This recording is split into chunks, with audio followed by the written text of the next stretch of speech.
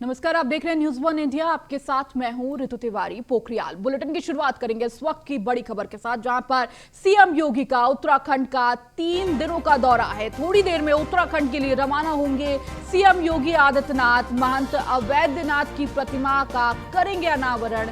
वहीं पौड़ी गढ़वाल के बिथियानी गांव में कार्यक्रम है। अपने पैतृक गांव पंचूर भी जाएंगे सीएम योगी। अपने परिवार वालों से भी मिलेंगे। वहीं सीएम धामी समेत कई मंत्री के साथ वो मौजूद रहेंगे। तो अपने पैतृक गांव पंचूर भी जाएंगे सीएम योगी आदित्यनाथ, जहां अपनी मां से वो मुलाकात करेंगे, अपने परिवार वालों से मिलेंगे। इसके साथ ही साथ आपको बता दें कि सीएम योगी धामी समेत कई मंत्रियों के साथ वहां पर मौजूद रहेंगे। तो सीएम योगी का उत्तराखंड का ये 3 दिनों का दौरा है और इस दौरान वो अपने परिवार वालों से भी मिलेंगे। तो थोड़ी देर में उत्तराखंड के लिए रवाना होंगे सीएम योगी आदित्यनाथ। महंत अवैधनाथ की प्रतिमा का अनावरण भी करेंगे इस दौरान। वहीं पर सीएम धामी समेत कई मंत्री उनके साथ मौजूद होंगे। तो और अधिक बातचीत करने के लिए हमारे साथ हमारे संवाददाता लखनऊ से नीलेश चौहान जुड़े हुए हैं। नीलेश, थोड़ी ही देर में सीएम योगी आदित्यनाथ उत्तराखंड के लिए रवाना हो जाएंगे। क्या कुछ कार्यक्रम है, कितने बजे रवाना होंगे, क्या कुछ अपडेट मिल रही है?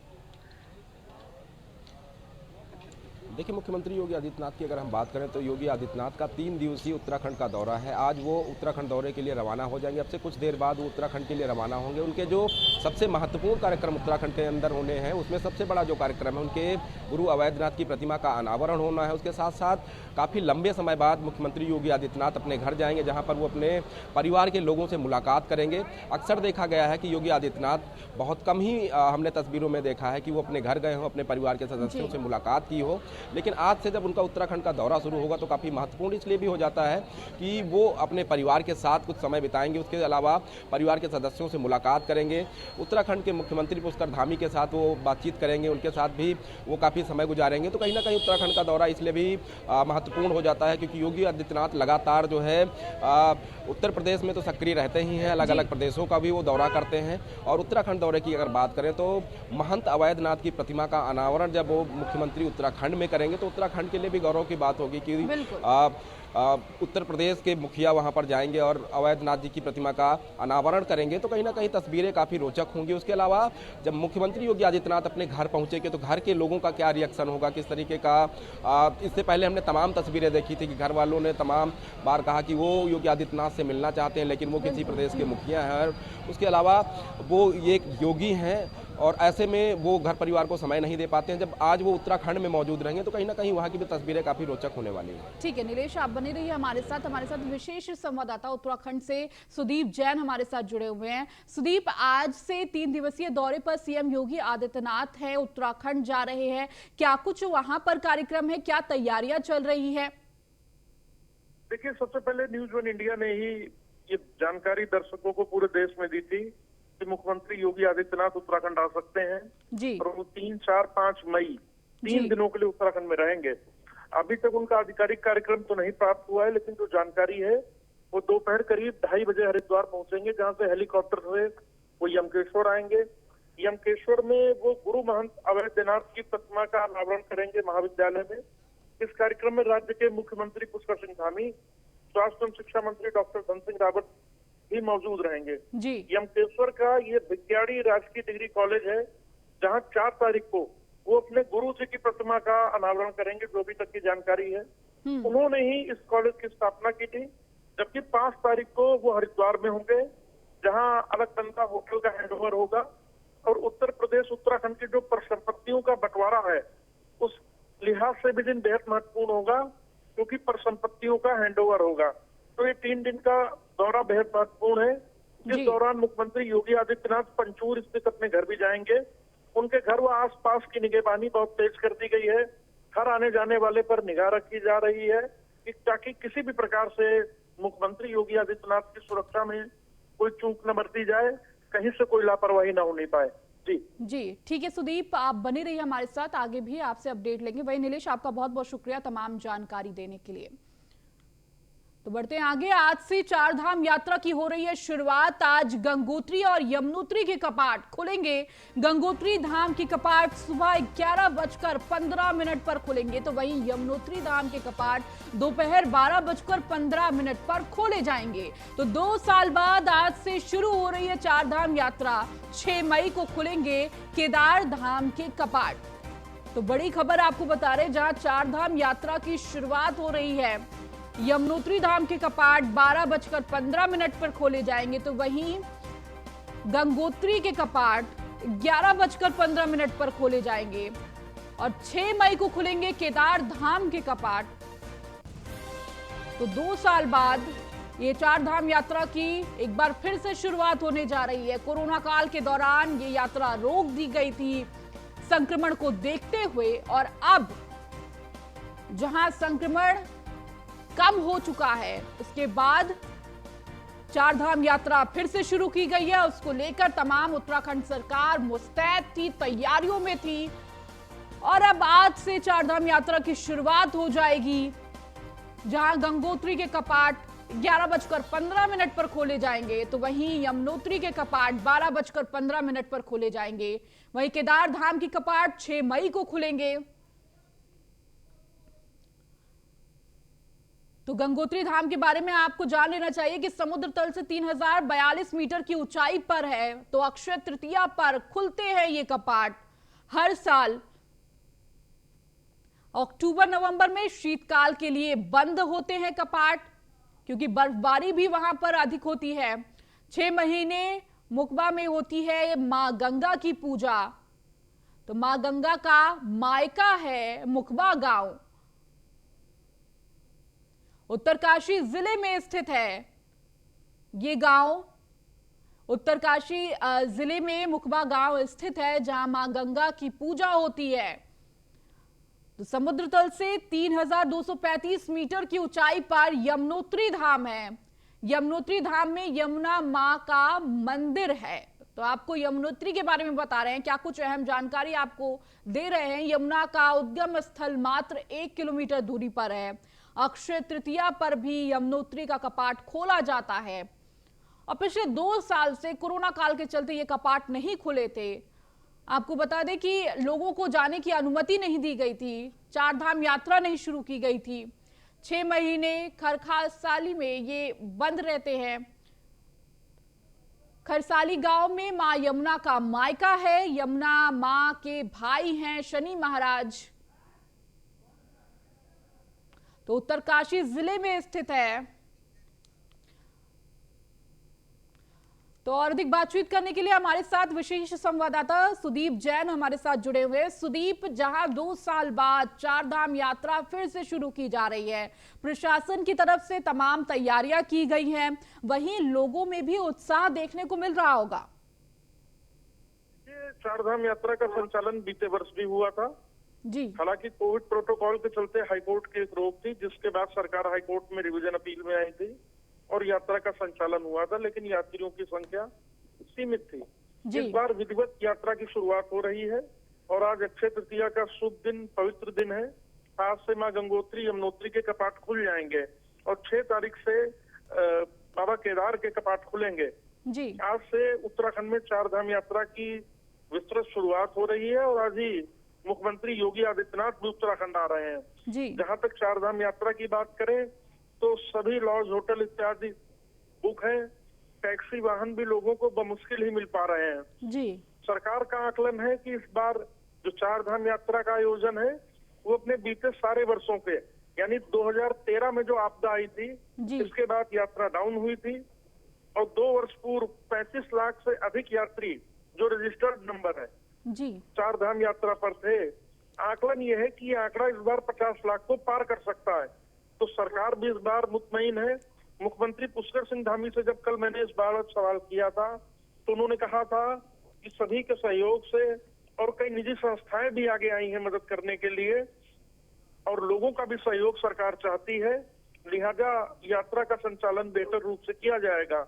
मुख्यमंत्री पुष्कर सिंह धामी सुबह 10:30 बजे के करीब गंगोत्री पहुंच रहे हैं, जहां वो मां गंगा के गंगोत्री कपाट खुलने के अवसर पर मौजूद रहेंगे और यहाँ कार्यक्रम से वो सीधे यमकेश्वर आएंगे, जहाँ उत्तर प्रदेश के मुख्यमंत्री योगी आदित्यनाथ पहुंच रहे हैं।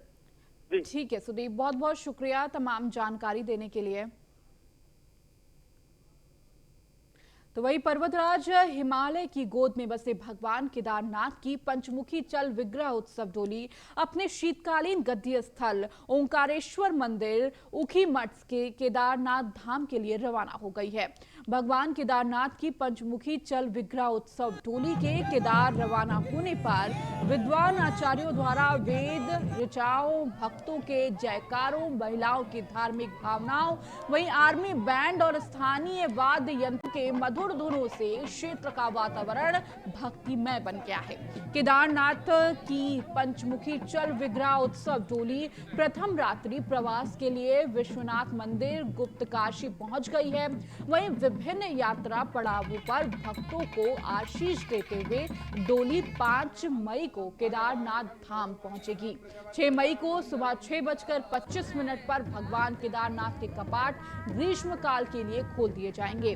तो वहीं रावल भीमाशंकर लिंग ने केदारनाथ धाम के प्रधान पुजारी टी गंगाधर लिंग को पगड़ी व अचकन पहनाकर 6 माह केदारनाथ धाम के विधि विधान से पूजा अर्चना और प्रवास करने का संकल्प दिया।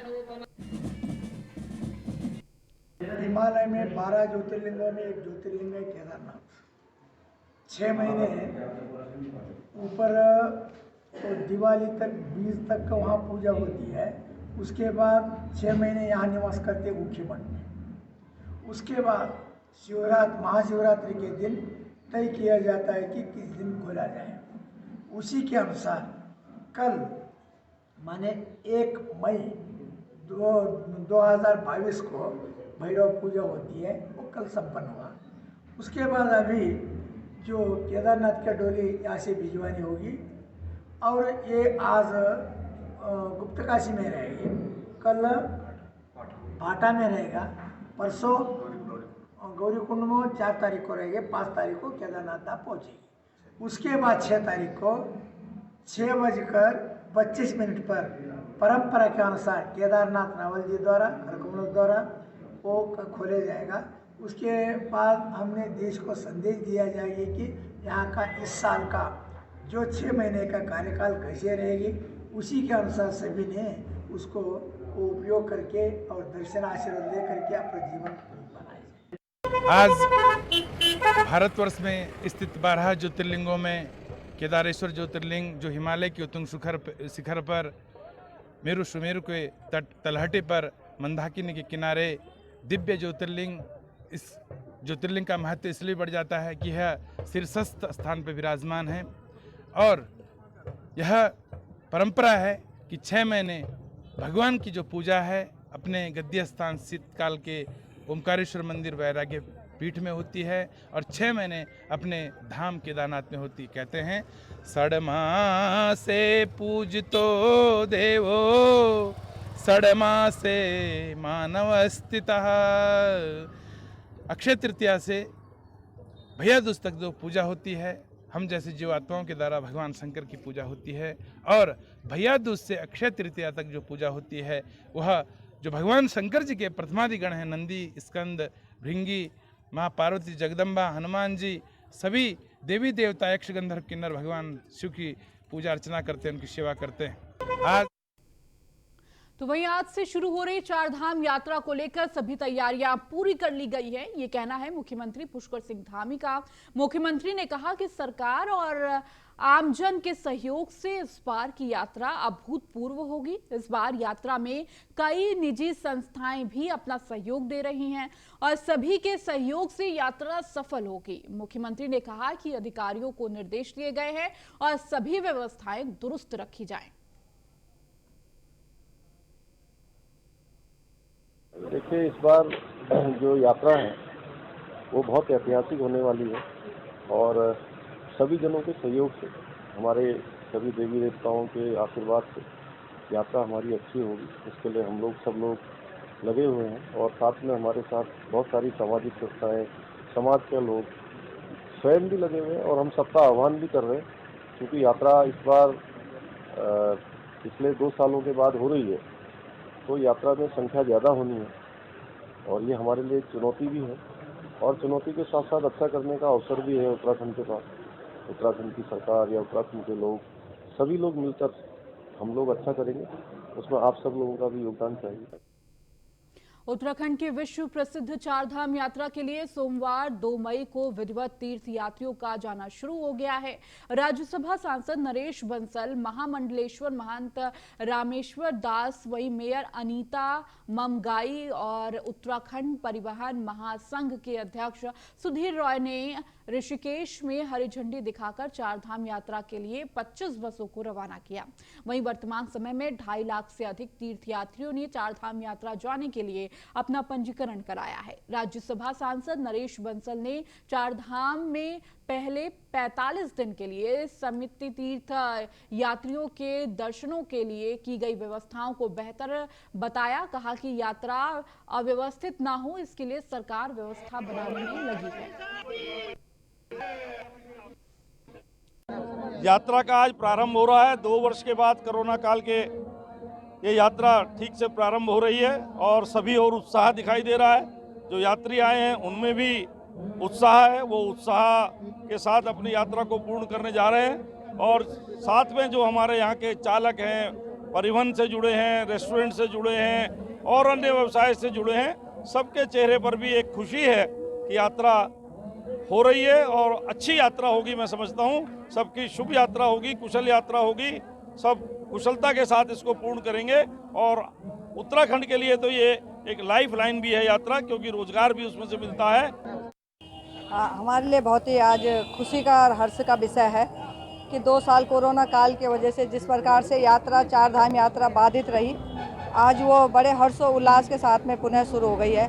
हमारे राज्यसभा के आदरणीय सांसद बड़े भाई आदरणीय नरेश बंसल जी ने और महामंडलेश्वर रामेश्वर दास जी महाराज जी ने हरी झंडी दिखाकर यात्रा को रवाना करा आज, और सभी यात्रियों में बड़ा हर्ष और उल्लास का माहौल है।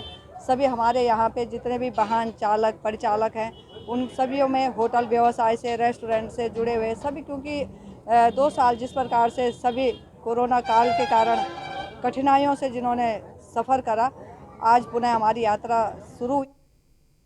तो वहीं मुख्यमंत्री पुष्कर सिंह धामी ने चारधाम यात्रा मार्ग पर श्रद्धालुओं के लिए निजी स्वास्थ्य संगठन द्वारा की जा रही निःशुल्क स्वास्थ्य सेवाओं को झंडी दिखाकर रवाना किया।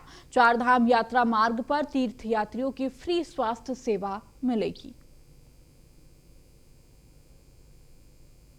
इस बार पूरी यात्रा ऐतिहासिक होने वाली है। हम सभी की यात्रा अच्छी हो, सुगम हो, सरल हो, सुरक्षित हो, स्वस्थ सभी लोग आएं और जाएं, उसके लिए लगातार हम लोगों का प्रयास है। सारे विभागों से हम कोऑर्डिनेशन कर रहे हैं, सबसे बात कर रहे हैं और जो हमारी सामाजिक संस्थाएं हैं वो भी आगे आ रही हैं। पिछले कई वर्षों से बहुत सारी संस्थाएं काम करती हैं। आज भी एक संस्था के द्वारा अपने पूरे डॉक्टरों की टीम, एम्बुलेंस इत्यादि यहाँ से हम रवाना कर रहे हैं, जो पूरी यात्रा के दौरान पूरे उत्तराखंड के अंदर रहेंगे और लोगों को सुविधाएं प्रदान।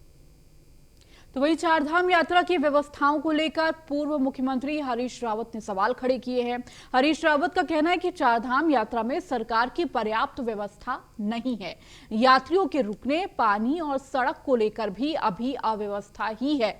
सरकार ने पहले से ही चारधाम यात्रा की व्यवस्थाओं के जिस दिक्कतें आ रही थी, उन्हें चारधाम यात्रियों में की संख्या निर्धारण करने पर कहा कि यह सरकार का सही फैसला है, क्योंकि कोरोना के बढ़ते मामलों के बीच इस तरह की व्यवस्था करना सही है। इस बार की तैयारियों का तो जायजा नहीं ले पाया हूँ, लेकिन जो सूचनाएं मेरे तक हैं, वो सूचनाओं के अनुसार जो है अभी पानी का, रास्ते में छाया का और कई एरियाज में दुकानें अभी तक नहीं हैं ताकि कोई पैदल मार्ग में कुछ खरीदना चाहे, और जहाँ से गाड़ियों के जो मार्ग हैं वो मार्ग भी अभी तक ठीक नहीं है। आप श्रीनगर से आगे जाइए तो आपको लग जाएगा कि सड़क कितनी अभी खराब स्थिति। उत्तराखंड में बढ़ रही जंगलों में आग लगने की घटनाओं पर अब सरकार गंभीर हो गई है। मुख्यमंत्री पुष्कर सिंह धामी, वन मंत्री सुबोध उनियाल ने विभाग के अफसरों के साथ सचिवालय में एक महत्वपूर्ण बैठक करते हुए अफसरों को दिशा निर्देश दिए हैं। वन मंत्री सुबोध उनियाल का कहना है कि राज्य सरकार अब दीर्घकालीन और तत्कालीन दोनों ही योजनाओं पर काम करते हुए जंगलों की आग पर काबू करने का प्रयास करेगी। इसमें पहाड़ से बड़े चेक बनाकर पानी एकत्रित कर इसका इस्तेमाल किया जाएगा ताकि जंगलों में आग को रोका जा सके। स्थानीय लोगों को भी ग्राम पंचायत स्तर पर आग बुझाने की घटनाओं में सहयोग के रूप में मानदेय दिया जाएगा।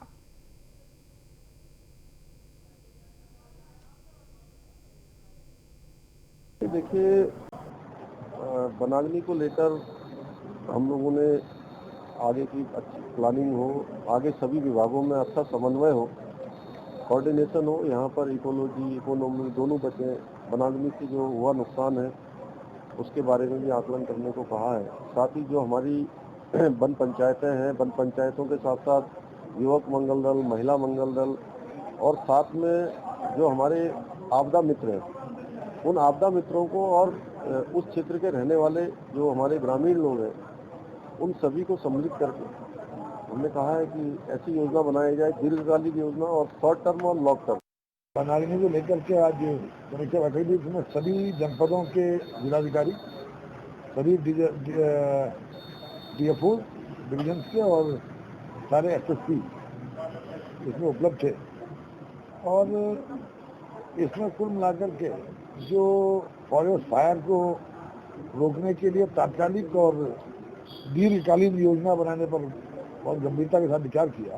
पहली बात तो आप लोग बता दें कि विगत वर्षों के मुकाबले अभी करीबन 50% ही जितना अप्रैल तक विगत वर्ष फॉरेस्ट फायर केसेस हुए थे, इस साल उसका अभी 50% पे है। यानी इस बार आग पिछले वर्ष के मुकाबले आधा है। वनाग्नि को लेकर के आज वहीं तीर्थ नगरी ऋषिकेश पहुंचे कांग्रेस प्रदेश अध्यक्ष करण माहरा मीडिया से रूबरू हुए। इस दौरान उन्होंने पत्रकारों के सवालों पर जवाब बिना लगाकर लपेट दिया। प्रदेश कांग्रेस अध्यक्ष करण माहरा ने पार्टी के वरिष्ठ नेताओं पर निशाना साधा और कहा कि सचिव, प्रदेश सचिव, महामंत्री बनकर बैठे हैं और अपने बूथ पर तीसरे नंबर हैं। मैं बर्दाश्त नहीं करूंगा, काबिल लोगों को मौका मिलेगा। करण माहरा ने कहा कि कोई चमचा ना बने बल्कि पार्टी का सिपाही बनकर काम करे।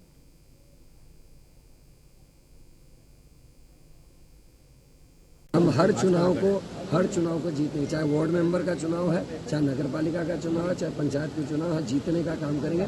क्योंकि मुझे अपने कार्यकर्ता को जीत की स्वाद चखाना और जीत की आदत डालनी है, ये मेरा लक्ष्य है। महाराज जी, संगठन का चुनाव कब तक हो जाएंगे? और दूसरी बात, संगठन में ज्यादा उम्मीद है, युवाओं को तरजीह दी जाएगी या पुरानी? मेरा पूरा जो ध्यान है वो पहले मैं इसीलिए पूरी यात्रा कर रहा हूँ। मैं हर इलाके में जाके कार्यकर्ताओं के नब्ज टटोल रहा हूँ। कई ऐसे लोग हैं जो अपने सचिव बन गए, प्रदेश सचिव, महामंत्री बन गए, लेकिन अपने बूथ में तीसरे नंबर पे हैं। और कई लोग ऐसे हैं जो अपने गांव के लोगों को हाथ भी नहीं जोड़ते, वो प्रदेश संगठन में जगह पाए हैं। 400 साढ़े 400 लोगों का संगठन है। मैं इसको 50 से 55 का संगठन बनाऊंगा। काबिल लोगों को रखूंगा। जवानी और बुढ़ापे का इससे कोई मतलब नहीं है। हम हर चुनाव। चलिए, इस बुलेटिन में फिलहाल इतना ही। बने रहिए न्यूज़ 1 इंडिया के साथ।